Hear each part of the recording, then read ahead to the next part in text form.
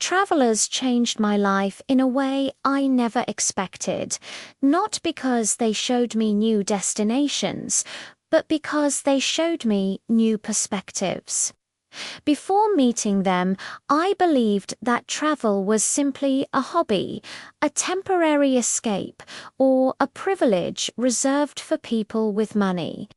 I thought that the world was divided into familiar routines and distant dreams. But travelers came into my life like quiet teachers, carrying stories instead of textbooks and lessons instead of lectures.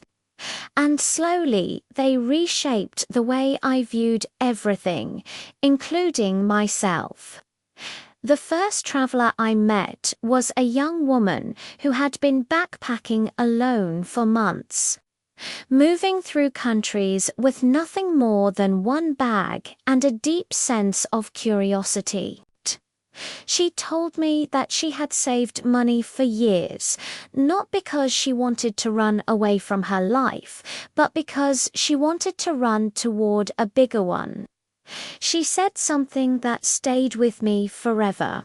She said that travel was not about luxury, but about courage, and that courage could be developed like a muscle.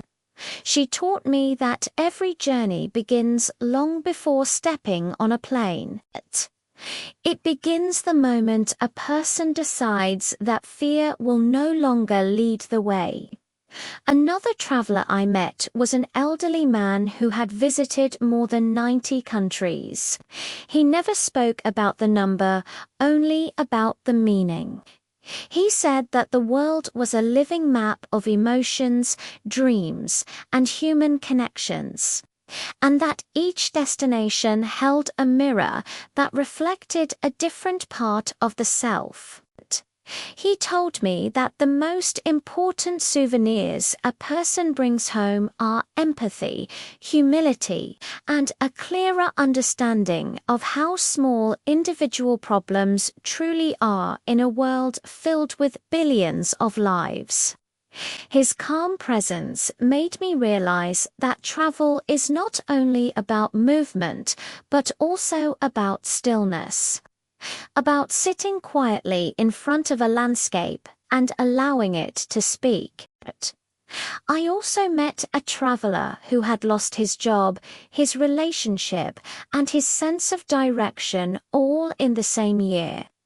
He used the last of his savings to travel with the hope that distance would help him rebuild himself. What surprised me was not the sadness in his story, but the strength he discovered along the way. He said that travel forced him to face himself without distractions, and in that process, he learned that healing happens more naturally when one allows the world to show its beauty. His words taught me that travel is not only for those who are happy and confident, but also for those who feel broken, confused, or lost. It is a form of medicine for the soul. There was also the family of 5 that traveled slowly around the world, homeschooling their children while exploring new cultures. They told me that they wanted their children to grow up understanding that kindness exists in every corner of the planet, and that differences should be celebrated rather than feared. Watching them interact with locals reminded me that travel is not only a personal experience, but a generational gift.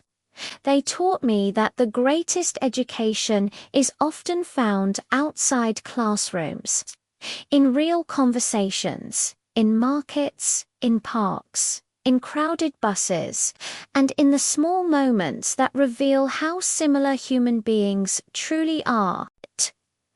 Another traveler was a woman who had survived a difficult childhood and used travel as a way to rewrite her story. She said that every country gave her a new chapter, every city gave her a new breath, and every person she met reminded her that life could be rebuilt many times. Her resilience taught me that travel is often the beginning of a new identity because it allows a person to see themselves outside the expectations of their past. She made me realize that the world is not just a place to visit, but a place to grow. Even the young travelers taught me something powerful. Many of them traveled with almost no money, volunteering, working temporary jobs, and learning to live with minimal belongings. They believed that experiences mattered more than possessions, and they proved that freedom is not found in having everything, but in needing less. From them, I learned that happiness is not created by comfort, but by intention. On the other hand, I also met successful travelers, business owners, and professionals who traveled not to escape work, but to find inspiration for it. They said that travel gave them new ideas, helped them solve problems, and reminded them to remain creative. Their stories showed me that travel is not separate from life, but deeply connected to it, enriching both personal and professional growth. Little by little, the travelers I met began to reshape the way I lived. They taught me to value moments more than things, conversations more than photos, and authenticity more than perfection. They taught me that every person carries a world within them, and that meeting travelers is like opening 100 different windows into the human experience. I began to see the world not as a distant dream, but as a living invitation. I started paying attention when people spoke about their origins, their journeys, their fears, and their hopes. I realized that the world is not divided by borders, but connected by stories. Travelers taught me to say yes more often, to take chances, to be curious, to move toward discomfort rather than away from it, and to seek meaning instead of convenience. They taught me that the world is far larger and far kinder than I ever imagined. Most importantly, they taught me that change does not come from visiting a place, but from allowing a place to visit the heart. Travelers changed my life because they showed me that the world is full of lessons. But those lessons do not reach us unless we dare to step out of familiarity. They showed me that growth requires movement, whether physical or emotional, and that exploring the world is also a way to explore the self.